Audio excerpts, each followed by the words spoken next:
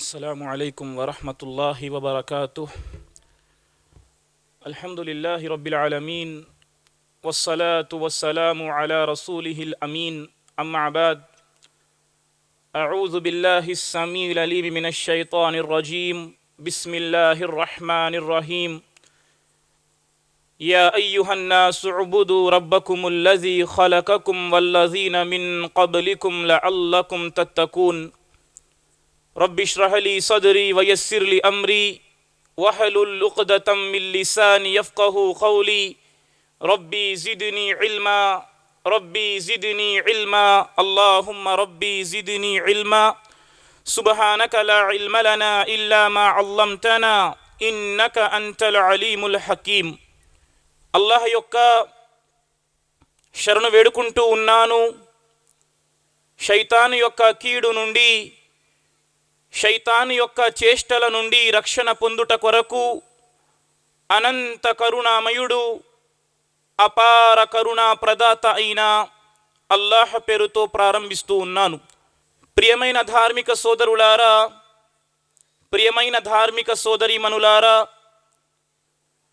ఈ సాయంకాల సమయంలో మచిలీపట్నం వలందపాలెం మస్జిదే రహమానియా అహ్లే హదీస్ వారి ఆధ్వర్యంలో ఏర్పాటు చేయబడిన ఈ ఆధ్యాత్మిక సభలో నా యొక్క అంశము మానవ జీవిత లక్ష్యము ఏమిటి అనే ఈ అంశానికి గాను నేను మీ అందరినీ మరి ఒకసారి సాదరంగా ఇస్లామీయ పద్ధతిలో మీకు అభివాదము తెలుపుతూ ఉన్నాను. వస్సలాము అలైకుం వరహ్మతుల్లాహి వబరకాతుహ్. దీని యొక్క అర్థము సర్వ సృష్టికర్త అయిన అల్లాహ్ యొక్క శాంతి, కారుణ్యము మరియు శుభములు మీ అందరి జీవితాలలో వర్షించునుగాక. ఆమీన్. ప్రియులారా,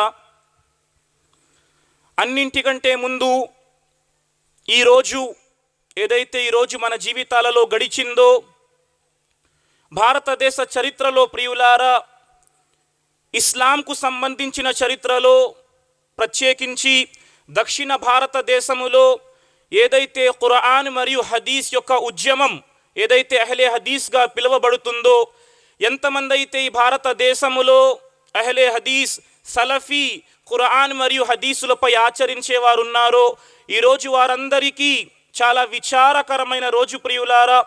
ఎందుకంటే ఈరోజు ఉదయం సుమారు 9-10 గంటల ప్రాంతములో ప్రపంచములోనే జ్ఞాన గని, భారతదేశములో విజ్ఞాన సంపన్నులు, ప్రపంచములో మదీనా యూనివర్సిటీలో భారతదేశానికి అత్యంత గొప్ప పేరు తెచ్చి గోల్డ్ మెడల్ సాధించిన ప్రపంచ ప్రఖ్యాత విద్వాంసులు షేఖ్ ఆర్కే నూర్ మొహమ్మద్ మదనీ రహిమహుల్లా ఆర్కే నూర్ గారు ఈరోజు ఈ యొక్క ప్రపంచాన్ని వీడి శాశ్వతమైన పరలోకం వైపునకు వెళ్ళిపోయారు.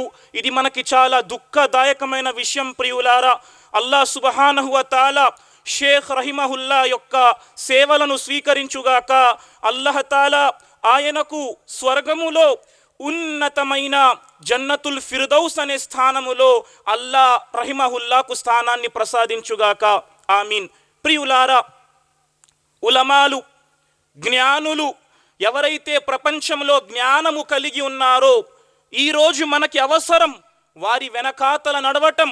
వారి యొక్క బాట వెనకాతల మనం నడిస్తేనే మన కోసం ప్రపంచంలో సన్మార్గం ఉంది. ఆ సన్మార్గము ద్వారా ప్రళయ దినాన ఇన్షా అల్లా స్వర్గం ఉంది ప్రియులారా. ఖైర్, ఏదేమైనప్పటికీ ప్రియులారా, ఈరోజు నా యొక్క అంశము మానవాళి యొక్క జీవిత లక్ష్యం ఏమిటి. ప్రపంచములో మానవులు వస్తూ ఉన్నారు, ప్రపంచము నుండి మానవుడు పోతూ ఉన్నాడు. వాస్తవానికి ప్రియులారా, మనిషి యొక్క ఘనత ఏమిటంటే, ఈ ప్రపంచములో, ఈ విశ్వములో నేటి శాస్త్రవేత్తలు చెబుతున్న మాట, ప్రపంచములో ఎన్ని జీవజాతులు ఉన్నాయండి. నేటి ఆధునిక శాస్త్రవేత్తలు చెబుతున్న మాట, ప్రపంచములో ఉన్న జీవజాతుల సంఖ్య సుమారు 86 లక్షలు సోదరులారా. 86 లక్షల జీవజాతులు ప్రపంచంలో ఉన్నాయి. దీనిలో మనిషికి తెలిసిన జీవజాతులు 12 లక్షలైతే ఈ పూర్తి ప్రపంచములో, పూర్తి విశ్వములో ఎన్ని జీవజాతులున్నాయో వాటన్నింటిలో ఉత్కృష్టమైన జీవి మానవుడు ప్రియులారా.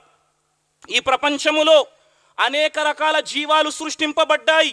మీరు ఏ జీవిని చూడండి, అత్యధిక శాతములో ప్రపంచములో ఏవైతే సృష్టించబడ్డాయో జీవులు తమ యొక్క ముఖాలను కిందకి దించి ఉంటాయి ప్రియులారా. మీరు చూడండి, ఆవును చూడండి, మేకను చూడండి, అత్యధిక జంతువులను చూడండి, తమ యొక్క ముఖాలను భూమి వైపునకు కిందకి ఆంచి ఉంటాయి.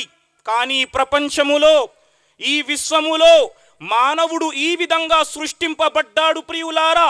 తన యొక్క ముఖాన్ని మానవుడు తిన్నగా చూస్తాడు. సుబ్హానల్లా. ఇదే విషయాన్ని పవిత్ర ఖురాన్ గ్రంథములో సృష్టికర్త తెలియజేస్తూ ఉన్నారు.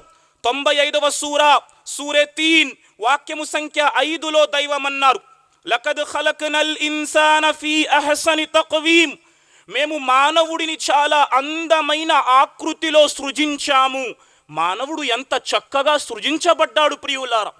ఎప్పుడైనా చూసారా మానవ సృజన గురించి, మనిషి యొక్క జీవితమును గురించి, మనిషి యొక్క దేహములో నఖసిక పర్యాంతము మనిషి ఎంత అద్భుతంగా తయారు చేయబడ్డాడు ప్రియులారా. అల్లాహు అక్బర్. పవిత్ర ఖురాన్ గ్రంథం అంటుంది, మానవుడు సృష్టించబడ్డాడు తల్లి గర్భములో ఎంత అందంగా మలచబడ్డాడు. సుబ్హానల్లా.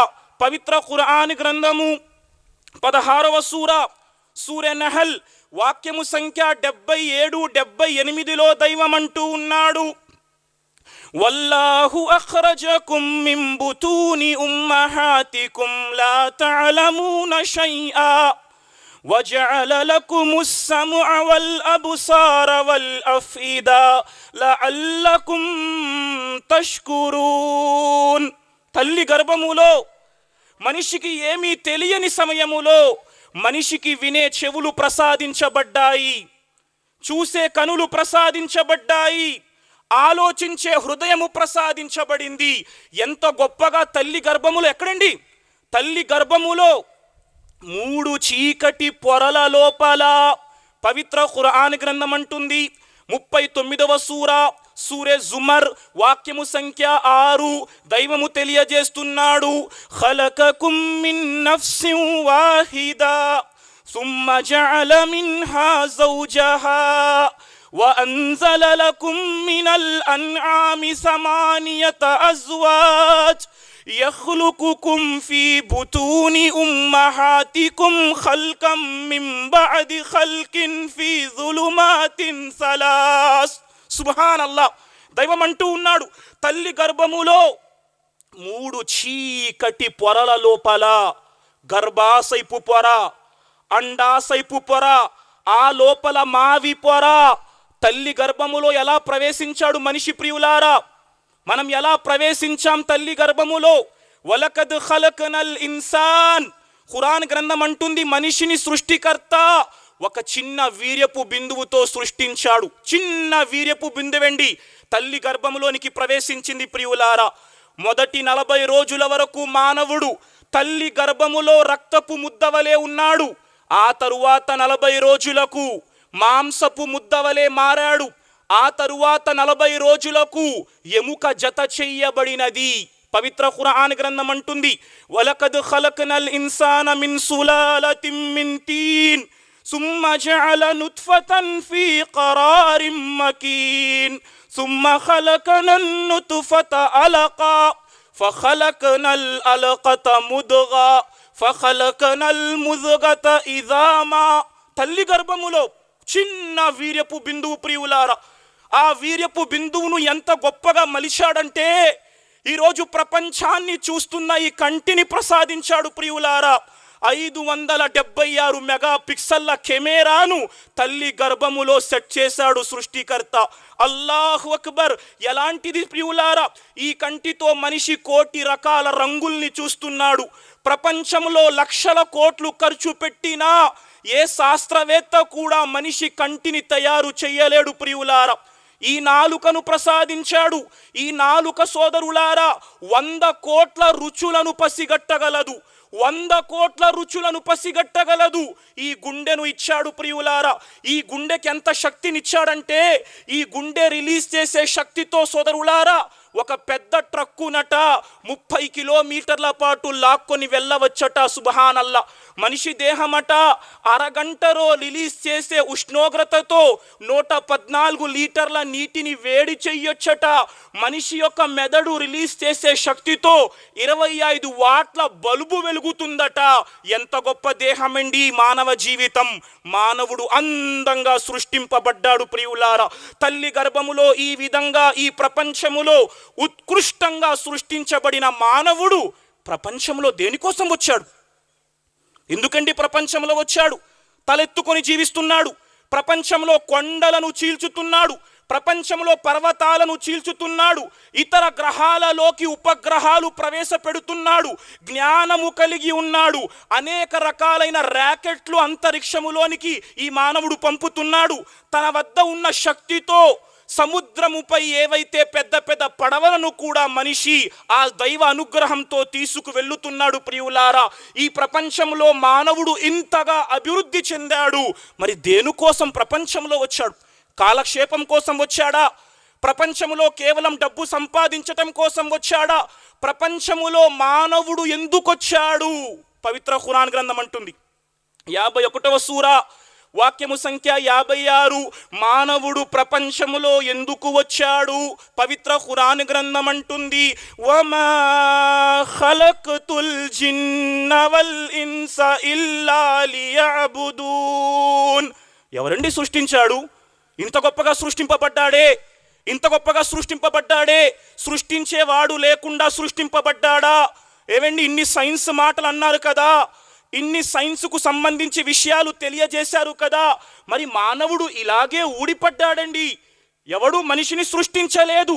లేదు ప్రియులారా, సృష్టించిన వాడు ఉన్నాడు కాబట్టి మనిషి ప్రపంచంలోకి సృష్టించబడ్డాడు. ఒక చిన్న కథ చెప్తాను. నేటి ప్రపంచంలో నాస్తికవాదం ఎథిజం నాస్తికవాదం, నాస్తికులు, దైవ భావన అంటే తెలియని వారు ప్రపంచంలో కొంతమంది జీవితం గడుపుతున్నారు. వీరంటారు దేవుడు లేడండి, అంత యాదృచ్ఛికంగా జరిగిపోతుంది. ఒక ఆస్తికుడు, థీస్ట్, ఇంగ్లీషు భాషలో 2 పదాలు ఉన్నాయి ప్రియులారా. థీస్ట్ దైవాన్ని నమ్మేవాడు, ఎథీస్ట్ దైవాన్ని నమ్మనివాడు. ఇద్దరు మాట్లాడుకున్నారు. ఒకడంటాడు దేవుడు ఉన్నాడ్రా, దేవుడు పుట్టించాడు కాబట్టి నువ్వు పుట్టావు అంటాడు. ఒకడంటాడు ఆ దేవుడు ఏమీ లేదు, ఇలాగే ఊడిపడ్డావు ఆకాశం నుండి అంటాడు. ఇద్దరు మాట్లాడుకుంటున్నారు. ఇంతలో నాస్తికుడు అన్నాడు ఆస్తికునితో, సరే మన ఇద్దరం ఒక డిబేట్ పెట్టుకుందాం, ఒక చర్చా వేదికపై కూర్చుందాం. నేను దేవుడు లేడు నిరూపిస్తాను, నువ్వు దేవుడు ఉన్నాడు నిరూపించుకో అన్నాడు. ఇద్దరు సరే ప్రోగ్రామ్కి డేట్ ఫిక్స్ చేసుకున్నారు. నాస్తికుడు దేవుడు లేడు అని పలికేవాడు ప్రోగ్రాం యొక్క స్టేజీ వద్దకు వెళ్ళిపోయాడు. దేవుడు లేడు అని చెప్పేవాడు ప్రోగ్రాం స్టేజ్కు వెళ్ళిపోయాడు. ఇక దేవుడు ఉన్నాడు అని నమ్మే ఆస్తికుడు ప్రోగ్రాం యొక్క స్టేజీ వద్దకు గంట ఆలస్యంగా చేరుకున్నాడు. ఇక నాస్తికుడు, ఏంట్రా ఈరోజు నా యొక్క సమయంలో గంట వృధా చేశావు, నీ వల్ల నా సమయం వృధా అయిపోయింది అని దేవుడు లేడు అని చెప్పేవాడు దేవుడు ఉన్నాడు అంటున్నవాడితో చెప్పాడు. వీడన్నాడు, లేదయ్యా క్షమించండి, మీ దగ్గరికే బయలుదేరాను, మార్గం మధ్యలో త్వరగా వస్తున్నాను నడుచుకుంటూ. మార్గం మధ్యలో ఒక కాలువ దాటాల్సి వచ్చింది, కాలువలో దిగబోయాను. ఇంతలో అకస్మాత్తుగా కాలువలో నీటి ప్రవాహం ఎక్కువైపోయింది. ఏం చెయ్యాలో తెలియక కాలువ గట్టు వద్దే నించుండిపోయాను. ఇంతలోనే కాలువ గట్టు మీద ఒక తాటి చెట్టు ఉంది. ఆ తాటి చెట్టు దానంతట అదే కిందకి పడిపోయింది. ఆ తాటి చెట్టు దానంతట అదే నా ముందుకొచ్చాగింది. నేను ఆ తాటి చెట్టు ఎక్కిపోయాను. ఆ తాటి చెట్టు దానంతట అదే అవతల ఒడ్డు నుండి ఇవతల ఒడ్డు వరకు తెచ్చి దింపింది.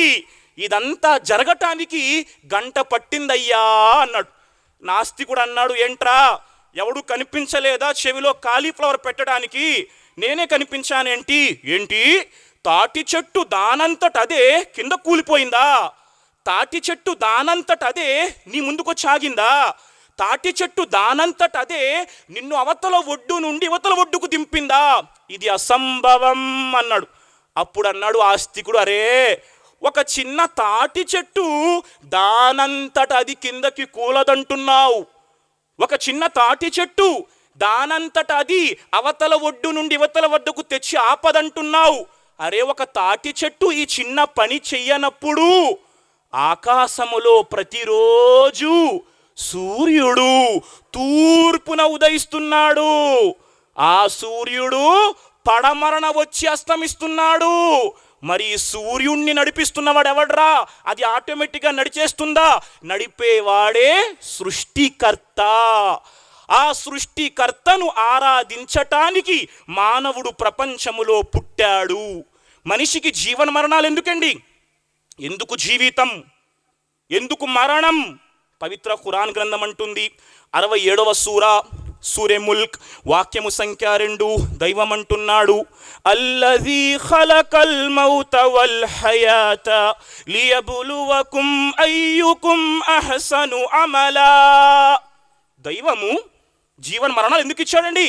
జీవన్ మరణాలు ప్రసాదించటానికి కారణం మీలో మంచి పనులు చేసేవారెవరో పరీక్షించటానికి. మంచి పనులు చేసేవారెవరో పరీక్షించటానికి. మరి మనిషి జీవితం గడిపాడండి, 30 ఏళ్ళు, 40 ఏళ్ళు, 50 ఏళ్ళు జీవితం గడిపాడు. మరి ఎక్కడికి వెళ్ళిపోతున్నాడు? ప్రపంచంలో శాశ్వతంగా ఉండిపోతున్నాడా? ప్రపంచంలో శాశ్వతంగా ఉండిపోతున్నాడా? ఎన్నో కనిపెడుతున్నాడు, ఎన్నో వ్యాక్సిన్లు కనిపెడుతున్నాడు, ఎంతో ప్రపంచంలో డెవలప్ అవుతున్నాడు. కానీ మందుకు, వ్యాధికి, మరణానికి ఏదైనా మందు కనిపెట్టగలిగాడా? జర్మనీ, చైనా, అమెరికా, జపాన్, మేము ప్రపంచంలో డెవలప్ అయిపోయాము. ఏమయ్యా, ఎవడైనా మరణానికి మందు కనిపెట్టాడా? లేదు ప్రియులారా. ప్రపంచంలో ఎంత గర్వించినా, ప్రపంచంలో ఎంత సంపాదించినా, ప్రపంచములో ఎంత పేరు ప్రతిష్టలు సంపాదించినా మనిషి ప్రపంచములో శాశ్వతంగా ఉండిపోడు ప్రియులారా. ఏమవుతాడు? పవిత్ర ఖురాన్ గ్రంథం అంటుంది 3వ సూరే ఆలే ఇమ్రాన్ వాక్యము సంఖ్య 185, దైవం అంటున్నాడు, కుల్లు నఫ్సి జాయికతుల్ మౌత్, కుల్లు నఫ్సిన్ జాయికతుల్ మౌత్. మీలో ప్రతి ఒక్కరూ మరణము యొక్క రుచి చూడవలసినదే. ప్రపంచంలో ఎంతో గొప్ప జీవిగా వచ్చాడు, ప్రపంచంలో జీవితాన్ని గడిపాడు, ఒకానొక రోజు మరణించి తీరుతాడు. పవిత్ర ఖురాన్ గ్రంథం అంటుంది 55వ సూర అర్-రహ్మాన్ వాక్యము సంఖ్య 26, కుల్లు మన్ అలైహా ఫాన్. ఈ ప్రపంచంలో ఉన్నది సర్వము నాశనము కావలసినదే. ఏమొస్తుంది తోడు? అరే ప్రపంచంలో డబ్బు సంపాదించానండి, డబ్బు వస్తుందా? ఏం కరోనా ఉందో లేదో అల్లాహకి తెలియాలి, అల్లా రక్షించుగాక. ప్రపంచంలో ధనవంతుల్ని సైతం అండి ఆక్సిజన్ సిలిండర్ ఇవ్వండి, మేము హాస్పిటల్లోకి అడ్మిట్ అవుతాం, కోట్లు పెట్టాలనుకుంటున్నాం, బెడ్డులు ఖాళీ లేవండి, బయటికి వెళ్ళిపోండి. డబ్బున్న వాళ్ళండి ఆసుపత్రి బయట కార్లలో ఉండి పేషెంట్లు చనిపోయారు. సుబ్హానల్లా. డబ్బు పనికి రాదు, మరణాన్ని డబ్బు ఆపలేదు. ప్రపంచం అంటుందండి, ఒక గొప్ప వ్యక్తి గురించి ప్రపంచం మాట్లాడుతుంది. ఆ వ్యక్తి పేరు ప్రపంచం అంటుంది అలెగ్జాండర్ ది గ్రేట్. అంశానికి వెళ్ళి బయటకు వెళ్ళి జనరల్ టాపిక్ మాట్లాడుకుంటే ప్రపంచం అంటుంది అలెగ్జాండర్ ది గ్రేట్ అంటుంది ప్రియులారా. అలెగ్జాండర్కు సంబంధించి ఒక చిన్న కథ ఉందండి. ఆ కథ ఏమిటంటే, అలెగ్జాండర్ ప్రపంచాన్ని జయించాడు. చెప్పడం జరుగుతుంది 22 లక్షల చదరపు మైళ్ళ వైశాల్య భూభాగాన్ని జయించాడు. జయించి తిరిగి వెనక్కి వస్తూనే మార్గం మధ్యలో అనారోగ్యానికి గురి అయ్యాడు. అనారోగ్యానికి గురైన వెంటనే అలెగ్జాండర్ తన యొక్క ప్రతినిధి బృందాన్ని, మంత్రులను, తన కుటుంబ సభ్యులను అందరినీ పిలిచి వారికి 3 మాటలు చెప్పాడు ప్రియులారా.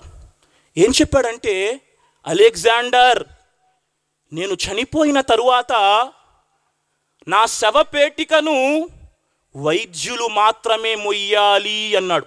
ఏమన్నాడండి? నా శవపేటికను డాక్టర్లు మాత్రమే మొయ్యాలి. రెండో మాట చెప్పాడండి, నేను చనిపోయిన తరువాత నా యొక్క శవపేటిక ఏదైతే ఉంటుందో శవపేటికకు 2 కన్నాలు చేసి నా 2 చేతులు ప్రపంచానికి కనిపించే విధంగా బయటకి పెట్టాలి అన్నాడు. మూడవ మాట, నేను చనిపోయిన తరువాత నా శవపేటిక తీసుకువెళ్తున్నప్పుడు అంతిమ యాత్రలో ముత్యాలు పగడాలు దారిలో వెదజల్లాలి అన్నాడు. ప్రజలకి అర్థం కాలేదు మహారాజు ఏం చెప్పదలుచుకుంటున్నారు. ఎవ్వడు సాహసం చేయలేకపోయాడు. ఒక వ్యక్తి సాహసం చేసి, అయ్యా మీరు చెప్పిన 3 విషయాల పరమార్థం మాకు అర్థం కాలేదు, కాస్త బోధించండి అని అభ్యర్థించాడు. అప్పుడు రాజుగారు చెప్పారు, ప్రపంచానికి ఏమి తెలియజేయాలనుకుంటున్నానంటే నా యొక్క శవపేటికను వైద్యులు మాత్రమే మొయ్యాలి. ఎందుకంటున్నానంటే ప్రపంచానికి తెలియాలి, ఎంత పెద్ద వైద్యుడైనా మరణాన్ని ఆపలేడు. ఎంత పేరు ప్రఖ్యాతలున్న వైద్యుడైనా మరణాన్ని మాత్రం ఆపలేడు. ప్రపంచానికి తెలియాలి. నా శవపేటికకు 2 కన్నాలు పెట్టి నా చేతుల్ని బయటకెందుకు పెట్టమన్నానో తెలుసా? ప్రపంచానికి తెలియాలి. ప్రపంచాన్ని జయించిన అలెగ్జాండర్ ప్రపంచం నుండి వెళ్తున్నప్పుడు 2 ఖాళీ చేతులతో వెళ్ళిపోతున్నాడు, ఏమీ తీసుకువెళ్ళటం లేదు. ప్రపంచానికి తెలియాలి, నా యొక్క శవపేటిక చుట్టూ వజ్రాలు ముత్యాలు పగడాలు వెదజల్లాలన్నాను కదా. ఎందుకంటే ప్రపంచంలో సంపాదించింది ప్రపంచం వరకే, తోడు ఏమీ రాదని తెలియజేయటానికి. ఇదే ప్రియులారా ప్రపంచం. ప్రపంచం మనిషి ప్రపంచంలో శాశ్వతంగా ఉండడు సోదరులారా. ఒకానొక రోజు మనిషి మరణం యొక్క రుచి చూస్తాడు. మరణం చాలా గమ్మత్తైనదండి. మా గురువుగారు చెప్పారు, ఈ సంఘటన జరిగి హైదరాబాద్ మహానగరంలో సుమారు 15 సంవత్సరాలు గడిచుంటాయి. హుస్సేన్ సాగర్ పక్కన ఒక వ్యక్తి మోటార్ సైకిల్ వేసుకొని ఉదయం తెల్లారగానే తన యొక్క జీవనోపాధి కోసం బయలుదేరాడు. మోటార్ సైకిల్ తొక్కుతున్నాడు, హుస్సేన్ సాగర్ పక్క నుండి వెళ్తున్నాడు. ఇంతలో అమాంతం ఆకాశంలో ఒక గ్రద్ద ఎగురుతుందండి. ఆకాశంలో ఎగురుతున్న గ్రద్ద తన కాళ్లలో ఒక పామును పట్టుకొని ఉంది. పామును పట్టుకొని తన కాళ్లలో గ్రద్ద ఆకాశములో ఎగురుతుంది.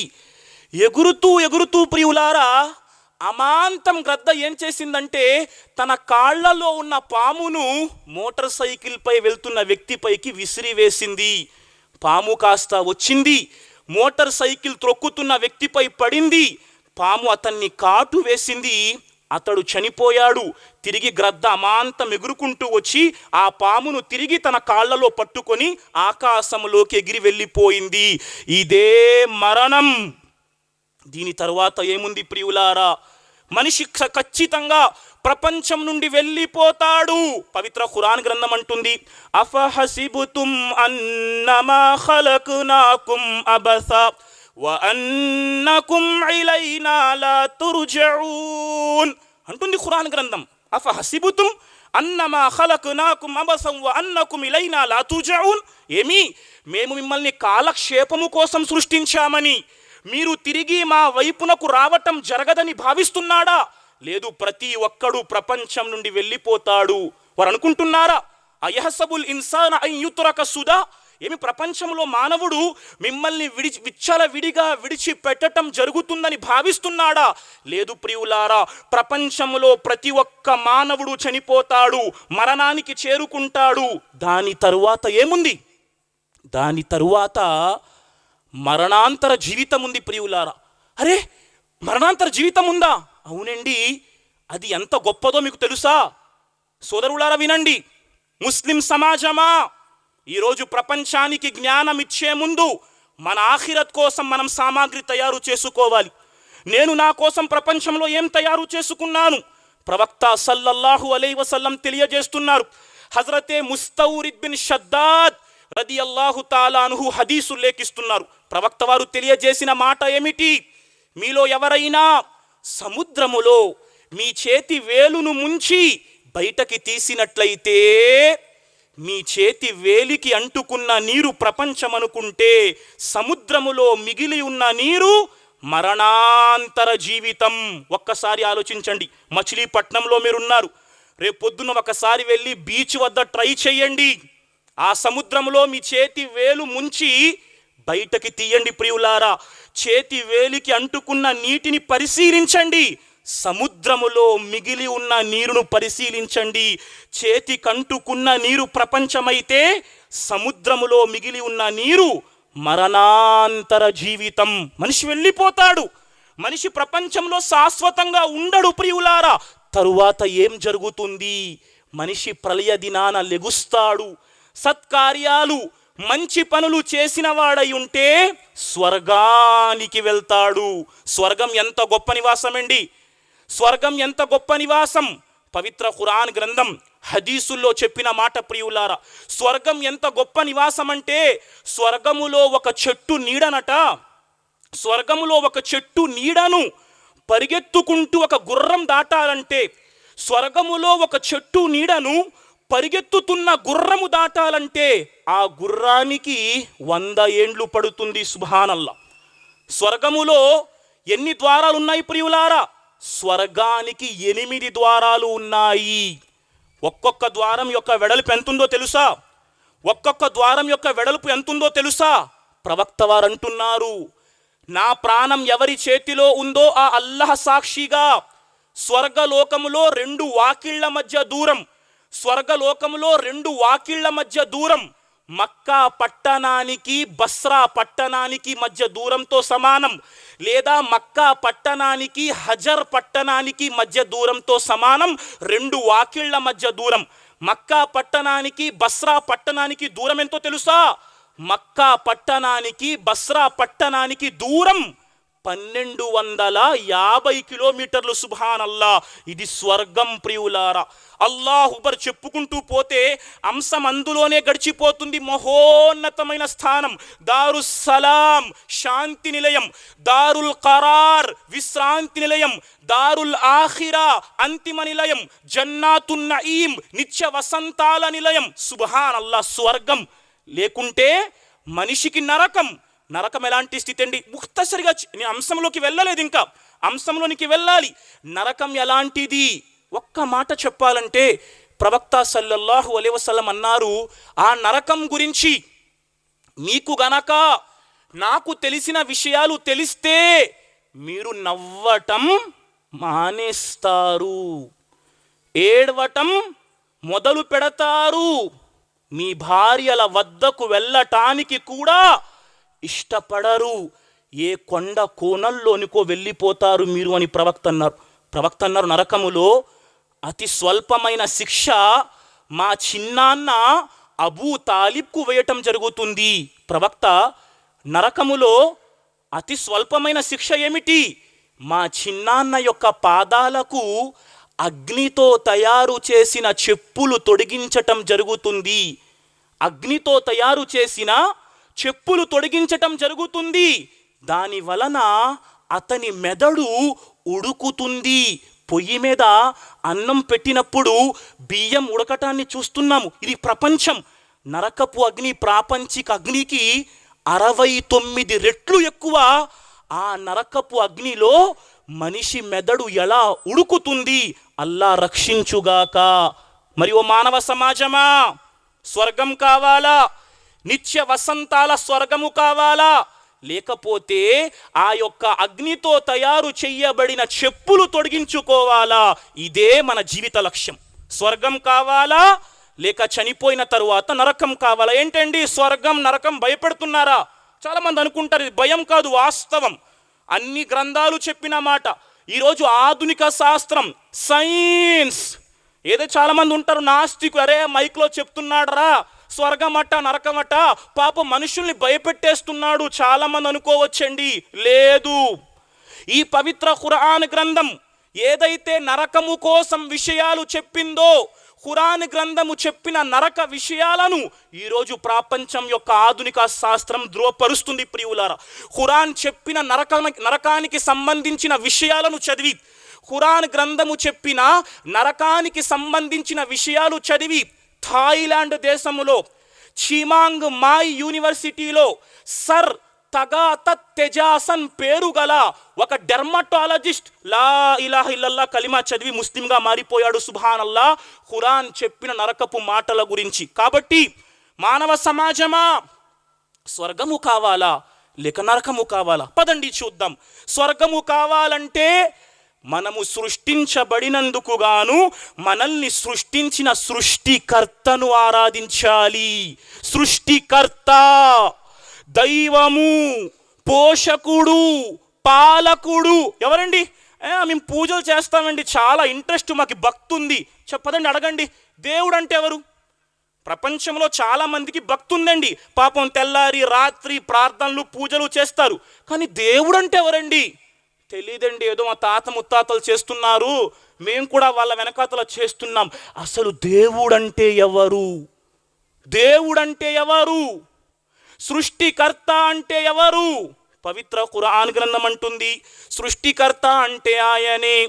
అల్లాహుల్లజీ ఖలకకుం సుమ్మ రజకకుం సుమ్మ యుమీతుకుం సుమ్మ యుహయీకుం. దైవం అంటే మిమ్మల్ని సృష్టించినవాడు. దైవం అంటే మీకు ఆహారాన్ని ప్రసాదిస్తున్నవాడు. చెప్పాను సృష్టి గురించి, మన సృష్టి, జంతువుల సృష్టి. మీరు విని ఉంటారు నా నోటి నుండి ప్రియులారా, ఎన్ని జంతువుల్ని సృష్టించాడు. ఒక తేలును సృష్టించాడు. తేలంట ఒక్కసారి తింటే సంవత్సరంలో తిరిగి తేలు తినదట. నత్త ఒక్కసారి పడుకుంటేనట 3 ఏళ్ల పాటు నత్త నిద్రావస్థలోనే ఉంటుందట. అల్లాహు అక్బర్. సృష్టించాడు దైవం. ఏ విధంగా సృష్టించాడు చూడండి. ఈ చిన్న దోమ ఏదైతే మన చెవుల వద్దకు వచ్చి కుయ్ శబ్దం చేస్తుందో, ఇదట సెకనుకు 400 సార్లు లెక్క ఆడిస్తాడు. సెకనుకి 400 సార్లు. సుబ్హానల్లా. ఎలా సృష్టించాడు చూడండి. సర్వాన్ని సృష్టించాడు. ఎవరు? సృష్టికర్త. సృష్టించి వదిలేశాడా? ఆహారం ఇస్తున్నాడండి. అల్లాహుల్లజీ ఖలకకుం, తర్వాత సుమ్మ రజకకుం, మీకు ఆహారాన్ని ప్రసాదిస్తున్నవాడు. అల్లాహు అక్బర్, అల్లాహు అక్బర్. ఏ విధంగా ప్రపంచంలో సర్వ మానవాళికి ఆహారాన్ని ఇస్తున్నాడు. మనమట ఒక మనిషట తన సగటు జీవితంలో 40 టన్నుల ఆహారం తింటాడట. మనిషి తన సగటు జీవితంలో తినే ఆహారం 40 టన్నులు, 6 ఏనుగులకు సమానమట. ఎవడు పెడుతున్నాడు? చిన్న చీమ, చిన్న దోమ. ప్రపంచంలో అతి చిన్న ఈగ దోమ నుండి అతి పెద్ద నీలి త్రిమింగలం వరకు ప్రియులారా ప్రతిదానికి ఆహారం పెడుతున్నవాడు సృష్టికర్త. మరణాన్నిచ్చేవాడు, మరణాంతరం తిరిగి లేపేవాడు. తర్వాత రాత్రి అవుతుంది, పగలవుతుంది. ఎవడు చేస్తున్నాడండి? రాత్రి పగలు ఎవడైనా ఉన్నాడా? నేను బాబాని, నేను దైవాన్ని చూపించండి. రాత్రి పగటిని చేస్తాడేమో. పగలుగా ఉన్న దాన్ని చాలామంది ఉన్నారు ప్రపంచంలో. వెళ్ళి జనాలు వాళ్ళ కాళ్ళ మీద పడిపోతారు, అమ్మో మా దేవుడు, మా దేవుడు. ఛాలెంజ్. ఈ ప్రపంచంలో మనుషులు ఎంతమందినైతే దేవుళ్ళు అని ఆరాధిస్తున్నారు, ఎవడైనా పగటిని అకస్మాత్తుగా రాత్రిగా మార్చగలడా? మార్చలేడు. ఎందుకు? మనిషి కాబట్టి. దైవం ఏం చేస్తున్నాడు? ఖురాన్ అంటుంది 35వ అధ్యాయము సూర ఫాతిర్ వాక్యము సంఖ్య 13.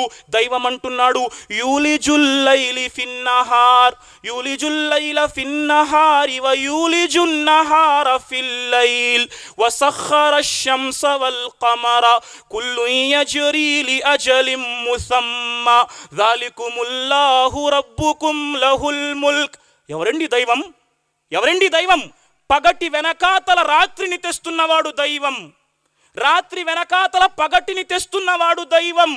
సూర్య చంద్ర నక్షత్రాలను రోజుకు 24 గంటలు ఎగ్జాక్ట్లీ, అంతే కదా. సంవత్సరానికి 365 రోజు పావు, 4 పావులు కలిపి లీపు సంవత్సరం ఎగ్జాక్ట్లీ. ఇంత నిక్కచ్చిగా ప్రపంచం నడుస్తుంది. సుబ్హానల్లా. అరే, ఒక ట్రైన్ వెళ్తుందండి. ఒక ట్రైన్ వెళ్తుంది పట్టాల మీద.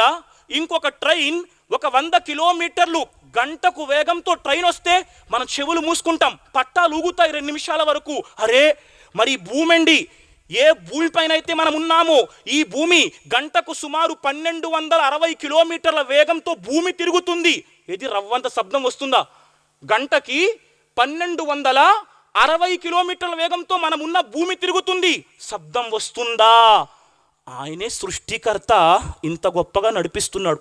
సూర్యుడు రాత్రి అయిపోయింది, చీకటి, తెల్లవారితే ఏమొస్తుందండి? వెలుగొస్తుంది. అరే, వెలుగు ఎక్కడి నుంచి వస్తుందండి? సూర్యుడి నుండి. ఎంత దూరంలో ఉన్నాడు సూర్యుడు భూమికి? 14,98,500 కిలోమీటర్ల దూరంలో ఉన్నాడు సూర్యుడు. ఎంతండి? 14,95,98,500 కిలోమీటర్ల దూరంలో ఉన్న సూర్యుడు నుండి ఈ భూమిపైకి వెలుగొస్తుంది. ఎంతసేపట్లో? 8 నిమిషాల 3 సెకండ్లలో. మన పక్కన హైదరాబాద్ ఉండండి, ఎంత? 400 కిలోమీటర్లు, 300 కిలోమీటర్లు, 8 గంటలు పడుతుంది వెళ్ళటానికి. 500 కిలోమీటర్లు. మరి 14,95,98,500 కిలోమీటర్ల దూరంలో ఉన్న సూర్యుడి నుండి 8 నిమిషాలలో భూమిపైకి వెలుగును తెస్తున్నవాడే సృష్టికర్త. సుబ్హానల్లా. ఏ విధంగా సృష్టించాడండి? పవిత్ర ఖురాన్ గ్రంథం అంటుంది, 31వ సూరా లుక్మాన్ వాక్యం సంఖ్య 9, దైవం అంటే ఎవరు? ఖలకస్ సమావాతి బిగైరి అమదిన్ తరౌనహా వ అల్కా ఫిల్ అర్ది రవాసియ అన్ తమీద బికుం వ బస్స ఫీహా మిన్ కుల్లి దాబ్బా వ అన్జల్నా మినస్ సమాఇ మాఆ. సుబ్హానల్లాహ్. దైవం అంటున్నాడు ఖురాన్ గ్రంథంలో, ఏమి? ఖలకస్ సమావాతి బిగైరి అమదిన్ తరౌనహా. ఏమిటి, మీరు చూడటము లేదా? ఆకాశానికి ఒక్క స్తంభము లేకుండా ఆకాశాన్ని నిలబెట్టిన వాడెవరు? ఆయనే సృష్టికర్త. ఆకాశము నుండి ధారాళపాతంగా ఏం చేస్తున్నాడు? ఖలకస్ సమావాతి బిగైరి అమదిన్ తరౌనహా. ఒక్క స్తంభము లేదు, ఆకాశం నిలబెట్టబడింది. అరే, ఒక 5,000 SFTలో 5,000 చదరపు అడుగుల్లో ఒక ఇంజనీర్ ఒక స్లాబ్ వేశాడు కానీ మధ్యలో ఒక పిల్లర్ కూడా పెట్టలేదు. ప్రపంచం కోడై కూస్తుంది ఘనత. రే, ఏం ఇంజనీరింగ్ టెక్నాలజీ రా బాబు!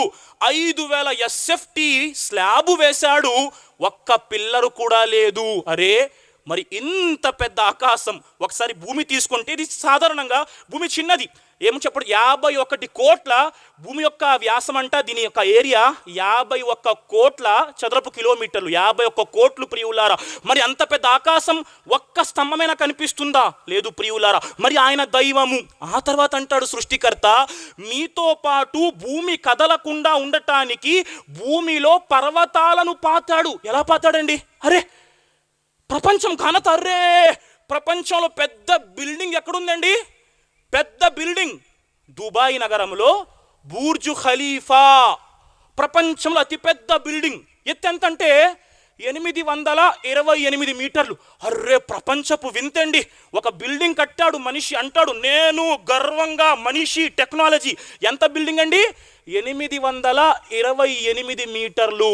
సృష్టికర్త ఎవరెస్ట్ పర్వతాన్ని నించోబెట్టాడు. ఎంతెత్తండి? 8,800 మీటర్లు. ఒక సున్నా పక్కనే సుబ్హానల్లాహ్ పెట్టండి. నువ్వు కట్టింది 800 మీటర్లు అయితే సృష్టికర్త నిలబెట్టిన ఎవరెస్ట్ పర్వతం 8,000 మీటర్లు. సుబ్హానల్లాహ్. ఆయన సృష్టికర్త. మరి మనిషి ఆ సృష్టికర్తను గుర్తించాడా? మరి స్వర్గం కావాలా? స్వర్గం కావాలంటే మనిషి సృష్టికర్తను గుర్తించాలి, సృష్టిని కాదు ప్రియులారా. ఈరోజు ప్రపంచం అనుకుంటుంది సృష్టి దేవుడు. సృష్టి దేవుడండి. సృష్టి అంటే చెట్టు, సృష్టి అంటే రాయి, సృష్టి అంటే రప్ప, సృష్టి అంటే ఆకాశం, సృష్టి అంటే సూర్యుడు. ఇదంతా సృష్టి సోదరులారా, సృష్టికర్త కాదు. ఇస్లాం ఏమంటుంది? సూర్యుడు సృష్టే, చంద్రుడు సృష్టే, భూమి కూడా సృష్టియే. వీటన్నింటిని సృష్టించిన వాడు సృష్టికర్త. కాబట్టి మానవులారా తెలుసుకోండి, సృష్టి వేరు, సృష్టిని సృష్టించిన సృష్టికర్త వేరు. మనిషి సృష్టిని ఆరాధించరాదు సుమా. సృష్టిని సృష్టించిన సృష్టికర్తను ఆరాధించాలి. అందుకే ఖురాన్ అంటుంది 41వ సూర హామీం సజ్దా వాక్యం సంఖ్య 47, దైవం అంటున్నాడు, లా తస్జుదూ లిషంసి వలా లిల్ ఖమర వస్జుదూ లిల్లాహిల్లజీ ఖలకహున్న. మానవులారా, సూర్యునికి గాని చంద్రునికి గాని సాష్టాంగము చెయ్యకండి. సూర్యుడిని చంద్రుడిని సృష్టించిన ఆ సృష్టికర్తకు సాష్టాంగము చెయ్యండి. అరే, మీరు సృష్టికర్త అంటున్నారండి, ఇందాకల నుండి 10 సార్లు చెప్పారు సృష్టికర్త సృష్టికర్త సృష్టికర్త. మేమనుకుంటున్నాం సృష్టికర్తలు ముస్లింకి సృష్టికర్త, హిందువులకి సృష్టికర్త, క్రైస్తవులకి సృష్టికర్త, జైనులకి సృష్టికర్త, బౌద్ధులకు సృష్టికర్త, యూదులకు సృష్టికర్త. ఏమండి, ఇంతమంది సృష్టికర్తలు ఉన్నారా? లేరండి. సర్వమానవాళి త్రాగుతున్న నీరొక్కటే, సర్వమానవాళి జీవిస్తున్న నేల ఒక్కటే, సర్వమానవాళి కోసం ఆకాశం ఒక్కటే, సర్వమానవాళి కోసం సూర్యుడొక్కడే, సర్వమానవాళి కోసం చంద్రుడొక్కడే, సర్వమానవాళి దేహంలో ప్రవహిస్తున్న రక్తము ఒక్కటే, సర్వమానవులను సృష్టించిన సృష్టికర్త ఒక్కటే. అరే, సాయిబుల్ ప్రోగ్రాం పెట్టుకున్నారా? వాళ్ళ మతం గురించి చెప్పుకుంటారేమో, ఎప్పుడు చెప్పమండి, మానవత్వం కోసం చెప్తాం. సుబ్హానల్లా, మానవులంతా ఒక్కటే అన్న సందేశం చెప్తాం. మానవుల సృష్టికర్త ముక్కలు చెయ్యము, ముఠాలుగా చెయ్యము, మానవులందరినీ కలిపే ప్రయత్నమే ఈ సమాజం చేస్తుంది. మనందరి సృష్టికర్త ఒక్కడే, ఇద్దరు లేరు. ఇద్దరు వచ్చి మైకులో ఒకేసారి ప్రసంగాలు చేస్తే ఏమవుతుంది? గజిబిజి. ఇద్దరు దైవాలు ప్రపంచంలో లేరు. మనం అనుకుంటున్నట్టు ముస్లింలకు వేరు క్రైస్తవులకు వేరు లేదండి, అందరికీ ఒకటే సృష్టికర్త. ఒకవేళ ఇద్దరుంటే ఈ ప్రపంచం ఇంత ప్రశాంతంగా నడిచేదా? పవిత్ర ఖురాన్ అంటుంది 21వ అధ్యాయము సూరే అంబియా వాక్యము సంఖ్య 22, దైవమంటూ ఉన్నాడు, లౌకాన ఫీహిమా ఆలిహతున్ ఇల్లల్లా లఫసదతా ఫసుబ్హానల్లాహి రబ్బిల్ అర్షి అమ్మా యసిఫూన్. ఒకవేళ ఈ భూమి ఆకాశాల వ్యవస్థలో ఒక్క సృష్టికర్త కాకుండా వేరే దైవము కూడా ఉన్నట్లయితే భూమి ఆకాశాల వ్యవస్థ చిన్న భిన్నమైపోయేది. సూర్యుడిని వేరేవాడు అంటాడు, బాబు రోజు తూర్పునే వస్తున్నాడు, ఈరోజు పడమరన తీస్తానంటాడు, సర్వనాశనం ప్రపంచం అయిపోతుంది. ఒక్కడే సృష్టికర్త.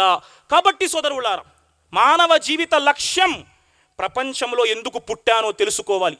మానవ జీవిత లక్ష్యం స్వర్గానికి వెళ్ళే మార్గాన్ని ఏర్పాటు చేసుకోవాలి. దానికోసం ప్రపంచములో సృష్టికర్తను ఆరాధించాలి. మరి ఆ సృష్టికర్త ఎవడై ఉంటాడు?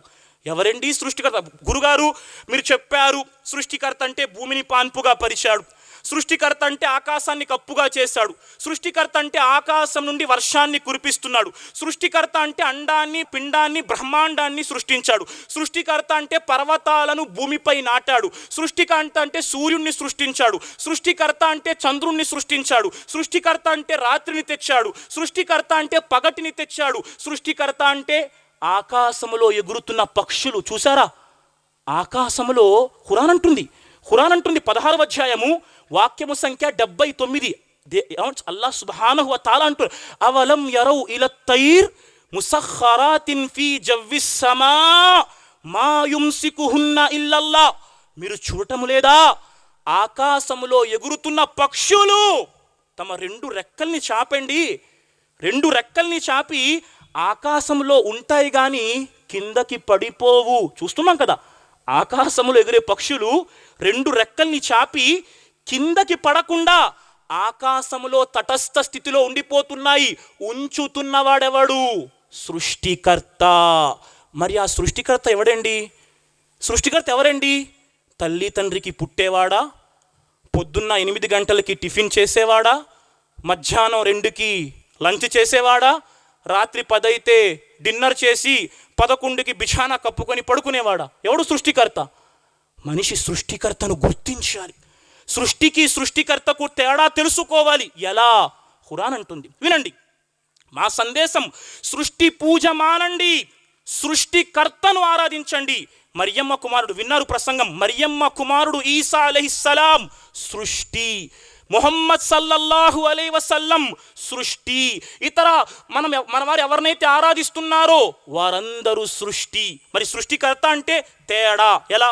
ఖురాన్ అంటుంది 35వ సూరా ఫాతిర్ వాక్యము సంఖ్య 19 నుండి, సోదరులారా పవిత్ర ఖురాన్ అంటుంది, వమా యస్తవిల్ అమా వల్ బసీర్ వలజ్జులుమాతు వలన్నూర్ వలజ్జిల్లు వలల్ హరూర్ వమా యస్తవిల్ అహ్యాఉ వలల్ అమ్వాత్.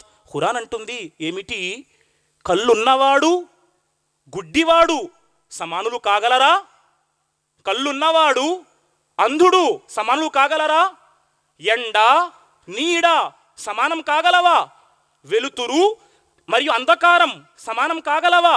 బ్రతికున్నవాడు చనిపోయినవాడు సమానులు కాగలరా?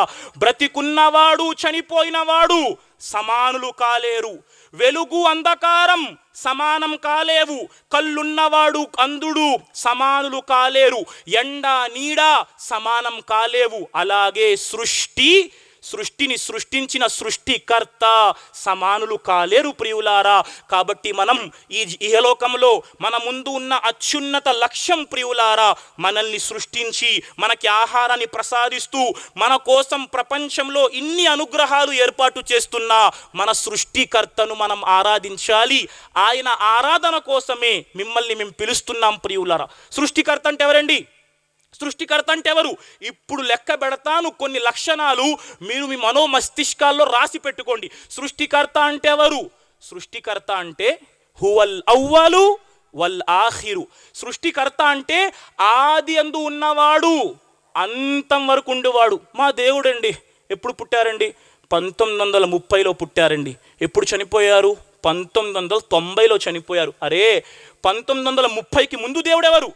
1990కి తర్వాత దేవుడెవరు? హువల్ అవ్వలు, సృష్టికర్త ఆది అందు ఉన్నవాడు, అంతం వరకు ఉండువాడు. రెండవ మాట, సృష్టికర్త మరణము లేనటువంటి వాడు, సజీవుడు, నిత్యుడు, విశ్వ వ్యవస్థకు ఆధారభూతుడు, కునుకు తీయనివాడు, నిదురపోనివాడు, భార్య లేనివాడు, తల్లి లేనివాడు, తండ్రి లేనివాడు, తిననివాడు, త్రాగనివాడు, ఎలాంటి అవసరాలు లేనటువంటి వాడు సృష్టికర్త.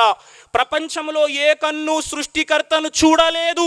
సృష్టికర్త సర్వాన్ని చూస్తున్నాడు, సూక్ష్మాన్ని చూస్తున్నాడు, అతి సూక్ష్మాన్ని చూస్తున్నాడు. ఇప్పుడు మీకు చెప్తున్న మాట ఆలోచించండి. ఎంతమంది అయితే మీ ఇళ్లలో కూర్చొని వింటున్నారో మీకు చెబుతున్న మాట, మీరు ఆరాధిస్తున్న సృష్టికర్త సజీవుడా, మరణము లేనటువంటి వాడా? సృష్టికర్త అంటే మరణము లేనటువంటి వాడు, సృష్టికర్త అంటే సజీవుడు, సృష్టికర్త అంటే భార్య భర్త శారీరక కలయిక ద్వారా బయటకు వచ్చేవాడు కాదు. అలాంటి వాడు సృష్టికర్త కాలేడు. మీరు ఆలోచించండి, మీరు ఆరాధిస్తున్నవాడు అలాంటి కలయిక ద్వారా వచ్చాడా? మనలాంటి మానవ మాత్రుడు. సృష్టికర్త అంటే తిననివాడు. మీరు ఆలోచించండి, నేను ఆరాధిస్తున్నవాడు తినేవాడా? అతను జీవించినప్పుడు తినేవాడు. మనిషి అయితే తింటాడు ప్రియులారా, సృష్టికర్త తినిపిస్తాడు. కాబట్టి ఆలోచించండి సోదరులారా, ఈ ప్రపంచంలో మనిషి సృష్టికర్తను గుర్తించాలి, సృష్టికర్తను ఆరాధించాలి. తద్వారా మాత్రమే మనిషికి స్వర్గం ఉంది ప్రియులారా. ఇదే ఇస్లాం ప్రపంచానికి తెలియజేస్తున్నది. ఒక చిన్న సూరాగా ఏమని ప్రియులారా, పవిత్ర ఖురాన్ గ్రంథంలో 112వ అధ్యాయము సూర ఇఖ్లాస్లో ఇవే మాటలు చెప్పబడ్డాయి. చెప్పండి, మీ దేవుడు ఒకే ఒక్కడు.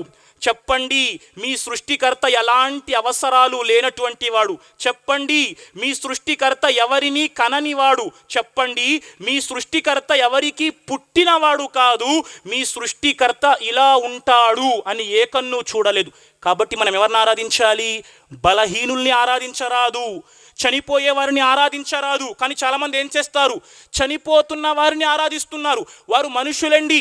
పవిత్ర ఖురాన్ గ్రంథం అంటుంది, వల్లజీన యద్ఊన మిన్ దూనిల్లాహి లా యఖ్లుకూన షైఅన్ వహుం యుఖ్లకూన్ అమ్వాతున్ గైరు అహ్యాఇన్ వమా యష్ఉరూన అయ్యానా యుబ్అసూన్. పవిత్ర ఖురాన్ అంటుంది, మానవులారా మీరు అలాంటి వారిని ఆరాధించకండి.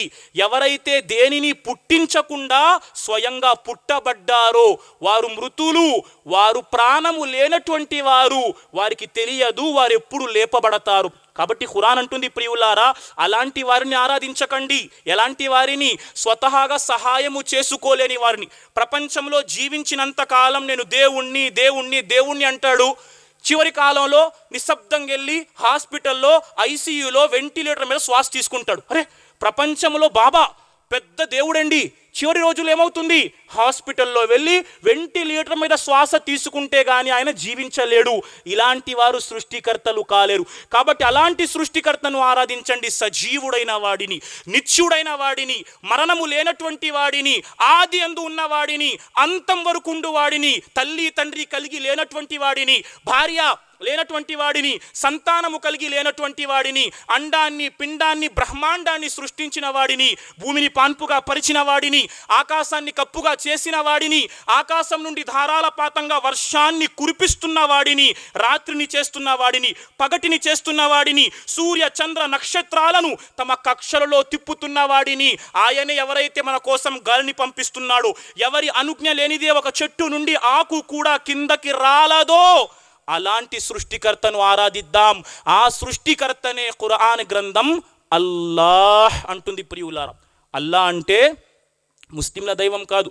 ఇందాక చెప్పారు గురువుగారు హజరత్ ఈసా అలైహిస్సలాం యేసు వారి గురించి. ఒక చిన్న మాట ఇక్కడ చెప్పే ప్రయత్నం చేస్తాను.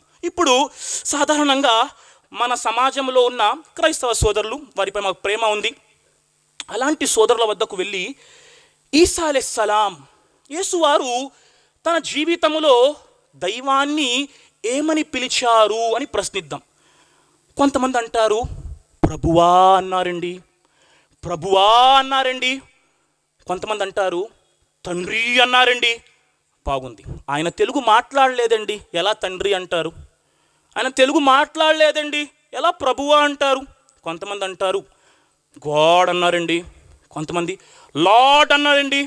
ఆయన ఇంగ్లీష్ మాట్లాడలేదు, లార్డు గాడు ఎలా అంటారు అది కూడా చెప్పుండ్రు. మరి ఏం మాట్లాడారు? అరమాయిక్. కొట్టండి, నెట్లో గూగుల్లో కొట్టండి, what is the mother language of Jesus Christ, will get answer Aramaic. అందులో ఆయన దైవాన్ని ఏమని పిలిచారు? ఏమని పిలిచారు? యేసు వారు ఒక ముస్లిం, గడ్డం పెంచారు, మేము పెంచుతున్నాం సుబ్హానల్లా. ఆయన ఒక ముస్లిం, సున్నతి పొందారు, మేము కూడా ముస్లిం సమాజం అంతా సున్నతి పొందుతుంది.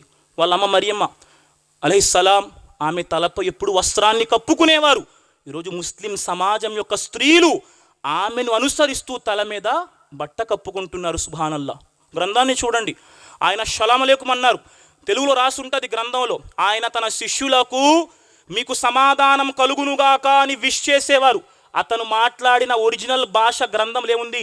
షలాం అలైకుం, మీపై దేవుని శాంతి కురుగాక. ఆయన షలాం అలైకుం అన్నాడు ఆయన. ఈరోజు కూడా చాలామంది యూదులు హెబ్రీ భాషలో కూడా మాట్లాడే పండితులు వారి ప్రసంగాలు ఎలా స్టార్ట్ చేస్తారో తెలుసా మీకు? చూడండి, రబ్బీలు కూడా ఈరోజు ప్రసంగాలు స్టార్ట్ చేసే ముందు ఏమంటారంటే షాలోమ్ అంటారు. షాలోమ్ అంటారు అంటే సలాం లాంటి పదం, శాంతి యొక్క మాట. ఇప్పుడు ఈసా అలైహిస్సలాం యేసు వారు ఏమని పిలిచారు సృష్టికర్తను? ఏదైతే గ్రంథంలో రాయబడి ఉందో దాన్ని గనక అతడు రాసిన మాతృభాష, ఇప్పుడు చూపిస్తాను, డౌట్ ఉంటే నా వద్ద పీడిఎఫ్ ఫైల్ ఉంది. ఆయన మాట్లాడిన మాతృభాషలో గ్రంథంలో ఏమని రాస్తుందంటే తెలుగు భాషలో రాస్తుందండి. ఏమని రాస్తుంటుంది? ఓ ఇశ్రాయేలు వినుము. వాస్తవానికి ఈసా అలైహిస్సలాం సర్వ మానవాళికి ప్రవక్త కాదండి, కేవలం ఇశ్రాయేలు ప్రజలకు మాత్రమే ప్రవక్త. ఇశ్రాయేలు ప్రజలకు మాత్రమే ప్రవక్త. ఆయన ఇశ్రాయేలు ప్రజలతో ఏమన్నారంటే ఓ ఇశ్రాయేలు వినుము, మన దేవుడైన ప్రభువు అద్వితీయ ప్రభువు అన్నారు.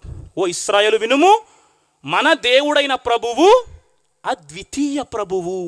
ఆయన మాట్లాడిన మాతృభాషను గనక మనం పరిశీలించినట్లయితే అక్కడ ఏం రాస్తుందంటే షిమ ఇస్రాయేల్, ఓ ఇస్రాయేలు వినుము, షిమ ఇస్రాయేల్ మరియా అల్లాహన్ మరియహదుహు, మరియా అల్లాహన్ మన దేవుడైన అల్లా మరియహదుహు, ఆయన ఒకే ఒక్కడు, తన నోటి నుండి ఆయన చెప్పిన మాట అల్లాహ్. కాబట్టి అల్లా అంటే కొత్త పదం కాదండి. ఈరోజు భయపడవలసిన అవసరం లేదు. మీరు మస్జిద్కి వచ్చి చూడండి, మీ పక్కనే ఉంది మస్జిద్, మస్జిద్లో ఫోటో ఉందా, మేము ఒక మనిషిని కానీ ఒక వ్యక్తిని కానీ దేనిని ఆరాధించమని చెప్పలేదు. మస్జిద్లో మనిషి ఉండడు, మస్జిద్లో ఏమీ ఉండదు, మసీదు ఖాళీగా ఉంటుంది. ఎవరిని ఆరాధిస్తాం? సృష్టికర్తను ఆరాధిస్తాం. ఎందుకంటే అల్లాహకి రూపం లేదు. ఏమయ్యా నువ్వు చూసావా సూర్యున్నే చూడలేవు, మిట్ట మధ్యాహ్నం పెద్ద కలద్దాలు పెట్టుకొని బ్లాక్ చూడగలరేమో. అరే నువ్వు సూర్యుడినే చూడలేవు, అలాంటిది ఆ సూర్యుడిని కాకుండా ఈ విశ్వాలను సృష్టించిన సృష్టికర్తను ఏ కన్నైనా చూడగలదా? ఇహలోకములో ఏ కన్ను కూడా దైవాన్ని చూడలేదు. అందుకే ఖురాన్ అంటుంది, ఫలా తజ్రిబు లిల్లాహిల్ అంసాల ఇన్నల్లాహ యఅలము వ అన్నకుం లా తఅలమూన్. అల్లా ఏమంటున్నారు? మీరు దైవానికి పోలికలు కల్పించకండి, మీకు ఏమీ తెలియదు, సృష్టికర్తకు అంతా తెలుసు. అందుకే ఖురాన్ అంటుంది, లా తుద్రికుల్ అబ్సార్ వహువ యుద్రికుల్ అబ్సార్ వహువల్ లతీఫుల్ ఖబీర్. ఆయనను ఏ కన్ను చూడజాలదు, ఆయన సమస్తమును చూస్తున్నాడు, సూక్ష్మాన్ని చూస్తున్నాడు, అతి సూక్ష్మాన్ని చూస్తున్నాడు. కాబట్టి ప్రియులారా, మానవ జీవిత లక్ష్యం ఈ ప్రపంచంలో ఎందుకు పుట్టానో తెలుసుకోవటం.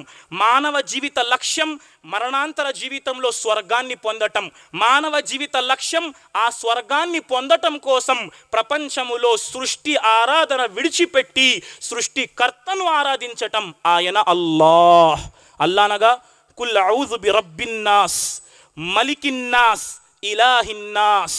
అల్లా అనగా ముస్లింల ప్రభువు. ఖురాన్ చెప్పలేదు మానవుల దైవము, మానవుల సృష్టికర్త, మానవుల యొక్క ప్రభువు. ప్రియులారా, దానితో పాటు హజరత్ ఈసా అలైహిస్సలాం చెప్పిన మాటే, నా తరువాత ముహమ్మద్ అహ్మద్ అనే ప్రవక్త వస్తారన్నారు.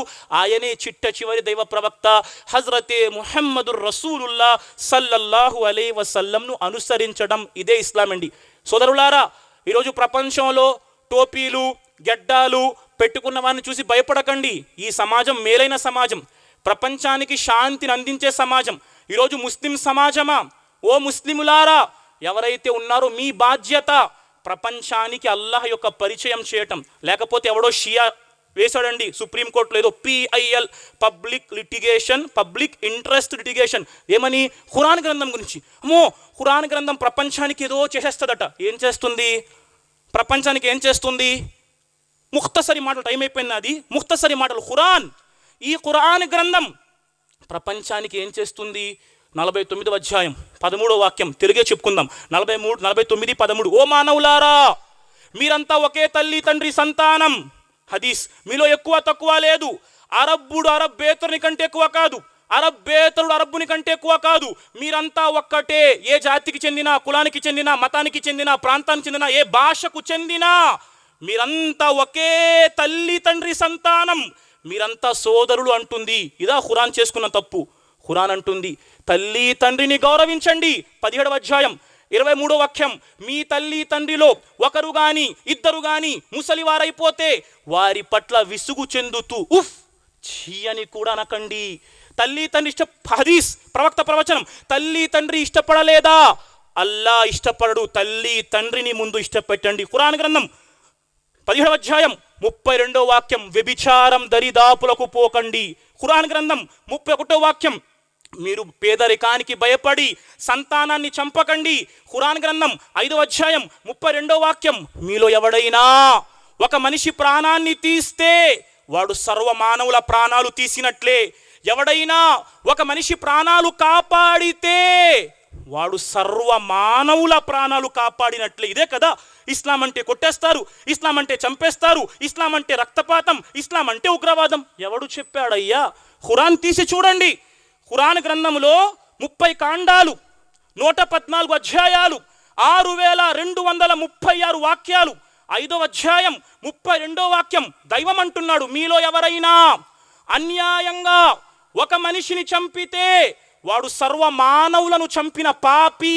ఎవడైనా ఒక మనిషి ప్రాణాన్ని కాపాడితే వాడు సర్వ మానవుల ప్రాణాలు కాపాడిన పుణ్యం చేసుకున్నవాడవుతాడు. ఇది ఖురాన్ అండి. ఖురాన్ 2వ అధ్యాయం 188వ వాక్యం, మీరు లంచాలు ఇవ్వకండి, తీర్పు కోసం న్యాయాధికారులకు లంచాలు ముట్టజెప్పకండి. ఖురాన్ 16వ అధ్యాయం 58వ వాక్యం, ఆడపిల్ల పుడితే ఆడపిల్లను అవమానకరంగా భావించకండి. ఖురాన్ గ్రంథం 55వ అధ్యాయం 9వ వాక్యం, తూకం చేసేటప్పుడు తూకం సరిగ్గా కొలవండి. ఇంకేం కావాలయ్యా?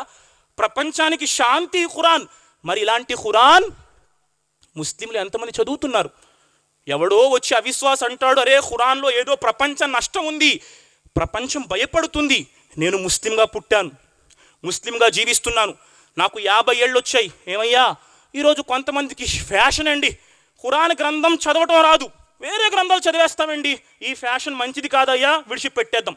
ఫస్ట్ ఖురాన్ గ్రంథాన్ని తెలుగు తర్జుమా, ఫస్ట్ అరబిక్ నేర్చుకుని అరబీ చదువుకుందాం, తెలుగు తర్జుమా చదువుకుందాం. ఇన్షాల్లా తాలా ఖురాన్ యొక్క వాక్యాలు ప్రపంచానికి అందిద్దాం. ప్రతిసారి నేను చెప్తుంటాను, చివరి మాట చెప్పి ముగిస్తున్నాను. ముస్లిం సమాజమా, స్త్రీలు, పురుషులు, ఎందుకంటే ప్రసంగాలు వగైరాతో మన ఇస్లాహ్ కావాలి, మన జీవితాల్లో మార్పు రావాలి. ఖురాన్ చదువుతున్నామా? ప్లాన్ చేయండి. రాబోయే రంజాన్ మాసంలో ఇన్షాల్లా ఖురాన్ గ్రంథాన్ని అరబిక్లో తిలావత్ చేస్తాను, తెలుగు అర్థంతో చదువుతున్నామా? బాధతో చెప్తున్నాను, మస్జిదులలో ఖురాన్ తీయాలంటే చేతితో దాని మీద హస్తం గుర్తు పడుతుంది కిందన. ఎందుకు? దేంతో? దేనివల్ల? ధూళి వలన. అల్లా రక్షించుగాక. ఏ విధంగా పన్నాగాలు పన్నేవాడు పన్నాగం పన్నుతున్నాడు, నేను మాత్రం పడుకున్నాను. ఖురాన్ చదువుతున్నామా? జార్ఖండ్ రాష్ట్రం, అనేకసార్లు చెప్పాను, జార్ఖండ్ రాష్ట్రం బుఖారో పట్టణం, ఒక స్త్రీ ఉంది, ఆమె పేరు నఫీసా. 2 కళ్ళు కనిపించని అంధురాలు. ప్రియులారా, 2 కళ్ళు కనిపించవు. ప్రపంచంలో ఖురాన్ గ్రంథం యొక్క పారాయణం వినేది. అరే ఇంత వినసొంపు పారాయణం ఎలా చదువుతున్నారు? చెప్పేవారు చెప్పారు, వారు ఖురాన్ యొక్క హాఫిజులు, ఖురాన్ గ్రంథాన్ని బట్టి పెట్టారు. అరే నాకు 2 కళ్ళు లేవు కదా, నేను ఖురాన్ని బట్టి పెట్టగలనా? కంఠస్థం చేయగలనా? ఇన్షాల్లా అల్లా తలుచుకుంటే చేయగలవు. ఒక గురువుగారి వద్దకు వెళ్ళింది, గురువుగారితో చెప్పింది, అయ్యా ప్రపంచములో కళ్ళున్నవారు ఎలాగైతే ఖురాన్ గ్రంథం యొక్క హాఫిజ్లు అవుతున్నారో, కళ్ళు లేని అంధురాలైన నేను ఖురాన్ యొక్క హాఫిజానవుతాను. బిస్మిల్లా ప్రారంభించింది. కొన్ని రోజుల్లోనే ఆ నఫీసా, అంధురాలైన నఫీసా నఫీసాగా మారిపోయింది. సుబ్హానల్లా, పూర్తి ఖురాన్ గ్రంథాన్ని కంఠస్థం పెట్టిన హాఫిజా అయిపోయింది. దానితో ఆగలేదు ప్రియులారా, ప్రపంచంలో నాలాంటి గుడ్డివారు ఎంతమంది అయితే ఉన్నారో వారందరూ ఖురాన్ గ్రంథం చదవాలని ఖురాన్ గ్రంథాన్ని బ్రెయిలీ లిపిలో రాసి పెట్టేసింది. ఆమె రాసిన బ్రెయిలీ లిపి ఖురాన్ పట్టుకుంటే ఒక అంధుడు కూడా బిస్మిల్లాహిర్ రహమానిర్ రహీం చదవగలడు. సుబ్హానల్లా, ఒక అంధురాలు. నాకైతే అల్లా 2 కళ్ళు ఇచ్చాడు. రేపు ప్రళయ దినాన ఆ అంధురాలు అల్లాహ్ ముందు నిలబడుతుంది. 2 కళ్ళున్న నేను కూడా అల్లాహ్ ముందు నిలబడతాను. ఖురాన్ ఎంత చదివాను? రాబోయే రంజాన్ ఇప్పటి నుండే ప్లాన్ చేద్దాం. ఎందుకంటే నేటి ప్రపంచానికి అవసరం ఖురాన్. మానవ జీవిత మనుగడకు ప్రాణం పోసింది ఈ ఖురాన్. ఇహలోకంలో పరలోకంలో సాఫల్యాన్ని ఇస్తుంది ఈ ఖురాన్. దీని సందేశమే ఓ మానవులారా, చివరి వాక్యం సాఫల్యం పొందాలంటే 2వ అధ్యాయం సూర బకరా వాక్యము సంఖ్య 21, యా అయ్యుహన్నాస్ ఉబుదు రబ్బకుం, ఓ ప్రజలారా మిమ్మల్ని సృష్టించిన మీ సృష్టికర్తని ఆరాధించండి. వల్లదీన మిన్ కబ్లికుం, మీ యొక్క పూర్వీకులను సృష్టించిన మీ సృష్టికర్తను, లఅల్లకుం తుఫ్లిహూన్, మీరు ఆ సృష్టికర్తను ఆరాధిస్తే మీరు సాఫల్యం పొందేవారు కావచ్చు. ఆయన అల్లాహ్. ఆ అల్లాహ్ మనందరికీ, ఓ అల్లాహ్ నిన్ను గుర్తించే సద్భాగ్యాన్ని ప్రసాదించు. ముస్లిం సమాజం అంతటికీ ఖురాన్ చదువుతూ, ఖురాన్పై ఆచరిస్తూ, ఖురాన్ యొక్క సందేశాన్ని ప్రపంచానికి అందజేసే భాగ్యాన్ని ప్రసాదించు. అల్లాహ్ మాలో ఎవరైతే అనారోగ్యంతో ఉన్నారో వారికి ఆరోగ్యాన్ని ప్రసాదించు. ఈ ప్రాంతంలో ఎవరైతే ఉపాధి లేక బాధపడుతున్నారో వారికి ఉత్తమ ఉపాధి ప్రసాదించు. ఎవరైతే సంతానము లేకుండా నీ ముందు సంతానం కోసం చేతులెత్తుతున్నారో వారికి మేలైన సంతానాన్ని ప్రసాదించు. రబ్బనా ఆతినా ఫిద్ దునియా హసనా వ ఫిల్ ఆఖిరతి హసనా వ ఖీనా అజాబన్నార్. రబ్బనా తఖబ్బల్ మిన్నా ఇన్నక అంతస్ సమీఉల్ అలీం వ తుబ్ అలైనా ఇన్నక అంతత్ తవ్వాబుర్ రహీం. సుబ్హాన రబ్బిక రబ్బిల్ ఇజ్జతి అమ్మా యసిఫూన్ వ సలామున్ అలల్ ముర్సలీన్ వల్హమ్దులిల్లాహి రబ్బిల్ ఆలమీన్. వస్సలాము అలైకుం వ రహ్మతుల్లాహి వ బరకాతుహు.